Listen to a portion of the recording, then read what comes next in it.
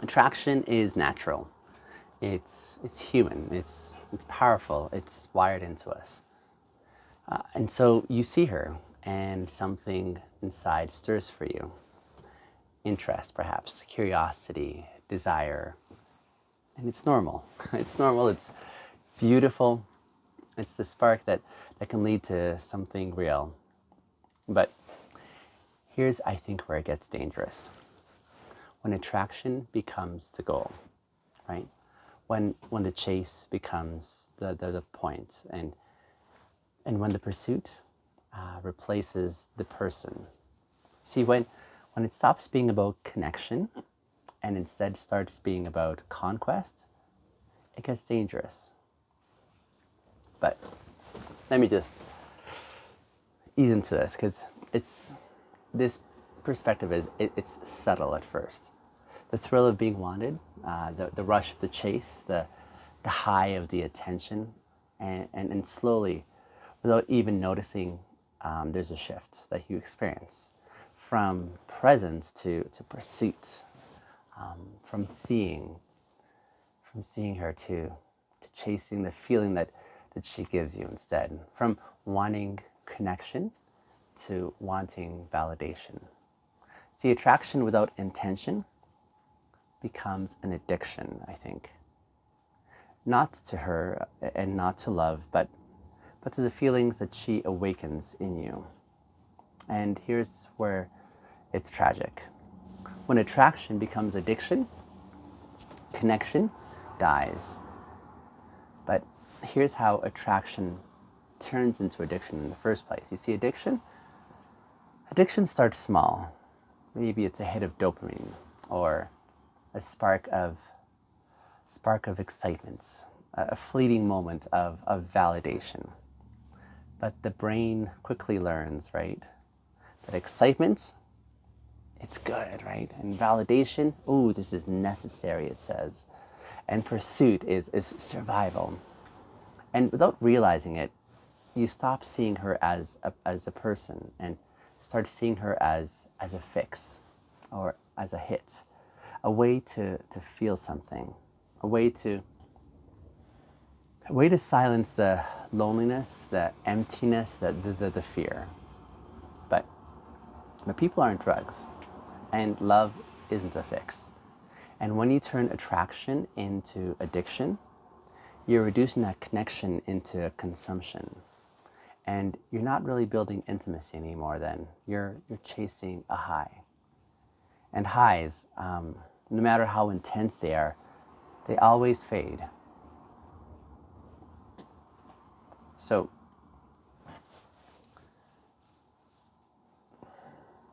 in just a moment, I wanted to unpack a little bit about how to recognize when attraction has crossed that line into addiction zone, and more importantly, how to reclaim that connection before it's too late. But first, let's talk a little bit about those signs that attraction has become an addiction. Okay? Here's how you know that attraction has crossed that line that we're referencing here. When you're more obsessed with the chase than the person. See, the thrill of the pursuit matters more than who she is at that point. Her dreams, her heart, fears, her heart, all of these pale in comparison. You lose interest once attention has been secured. Once you feel wanted, the excitement fades. And it wasn't about her. It was about being wanted. And so you struggle also to be present, right? Conversations begin to feel like stepping stones to validation, not opportunities to connect with her. So you chase the feeling and not the relationship. You're addicted to the rush of the attraction and not the reality of intimacy. If this is sounding familiar, it's not a moral failure. I think it's a human one. Your brain is wired for reward, for excitement, for novelty. But real love, like real connection, it's not about novelty. It's about presence. So, let me propose some practical shifts. One, slow the pursuits and increase you being present. The first way back, I think, is at this point. Slow the pursuit down and increase your capacity to be present. And ask yourself, am I chasing her, or am I seeing her? Am I pursuing an image perhaps? Or am I connecting with a soul, right? So slow down and listen more. Speak less. Be curious without an agenda. Be present without trying to impress her. Because connection doesn't grow through speed. It grows through presence. And when you slow down, you are creating the space for intimacy to take root. Second practical shift to consider is shift from validation to expressing curiosity. Okay, shift from validation or your desire for validation to expressing curiosity. Instead of asking, "Do you like me?" Instead, consider asking, "Who are you? Tell me about you. What do you dream about? Or what breaks your heart? What moves you? What makes you come alive?" See, curiosity will pull you out of yourself and into connection. And it reminds you that she's not an object. She's not a mirror. She's not your fix. She is a fellow human being. Fellow human being who has fears and hopes and a history. See, curiosity replaces consumption with connection or experiences of connecting. And then the third practical shift would be replace the thrill with steady attention. Replace that thrill feeling with steady attention. See, the thrill will fade over time, right? But steady attention, that builds. So ask yourself, can I be bored and still be kind? Or can I sit in silence and still be present? Can I stay not because it's exciting, but because it's meaningful? Attention is the currency of intimacy. It's not grand gestures, it's not dramatic declarations, and not really high stakes pursuit, but a quiet, consistent attention. That's what builds trust. That's what builds connection. That's what sustains love long after the thrill is gone. But let me encourage you, if you're tracking so far, stick with me a little longer, because next I want to dive a little bit into what happens when you stop chasing and instead you start connecting, and why the payoff is much deeper than the addiction can offer or promise. But here, let's maybe start off at what happens when you shift from attraction to connection. Okay, when you stop chasing something, there's an unexpected realization. You start seeing, and you start feeling, and you start being, and you stop performing, and instead you start engaging. You stop rushing and you start listening. You stop consuming and instead you start connecting. And connection, like real deep, steady connection, that's richer than any high attraction could ever offer or give you, because it's not fleeting, it's not conditional, it's not fragile. It's rooted in presence, it's rooted in patience, it's rooted in truth. Let me tell you this one experience I remember. I once knew this guy. He spent years chasing the thrill. He called it love, but it wasn't. It was adrenaline. It was validation, right? It was addiction, I think. And he loved the chase.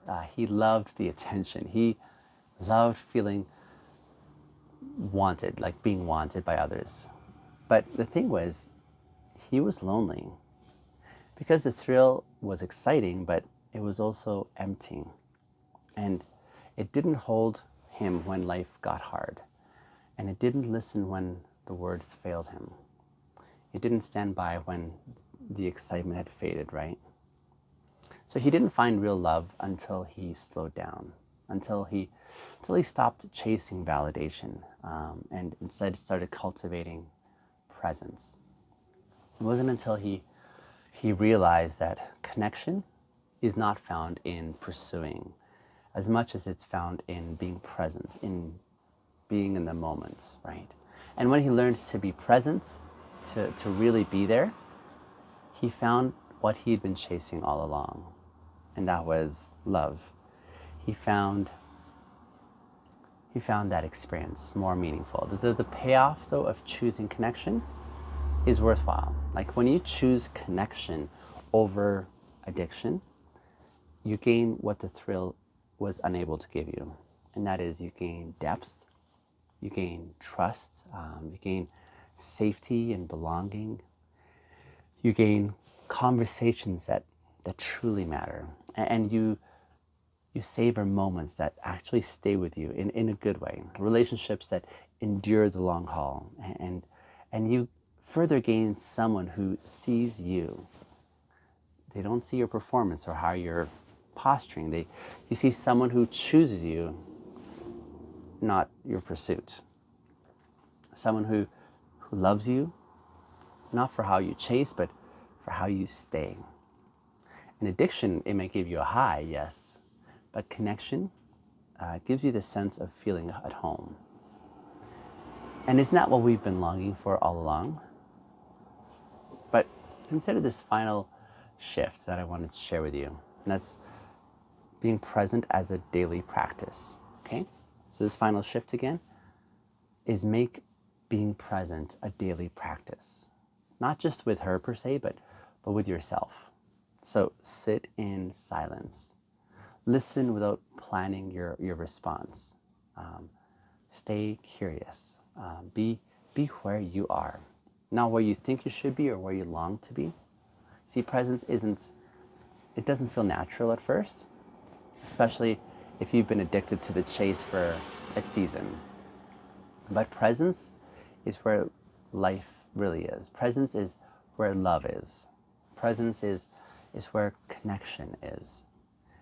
And connection, not attraction, not the thrill, and not the pursuit either, but connection is, I think, what makes life refreshing.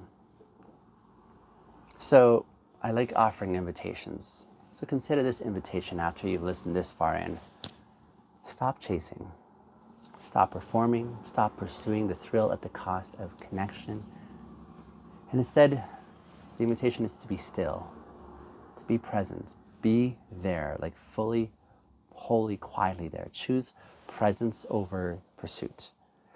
Choose connection over consumption. Because attraction will spark, yes, and the thrill will fade. But connection, real, grounded, patient connection, it will hold you, it will grow you, it will change you in a beautiful way. The chase can give you the rush, yes, but presence can give you a life. So choose wisely. Now, at the end here, I was just thinking about an episode. Like if what I've been saying here speaks to you, check out You Want to See Her, but you still can't face yourself. That episode is a powerful dive into being present with yourself as the key to being truly seen by someone else. So I think you'll benefit from that episode. So go check that one out. And if you're ready to keep building deeper, steadier, more meaningful connections, keep watching. More is on the way. Thanks for sticking with me through this challenging conversation. I hope it serves you well.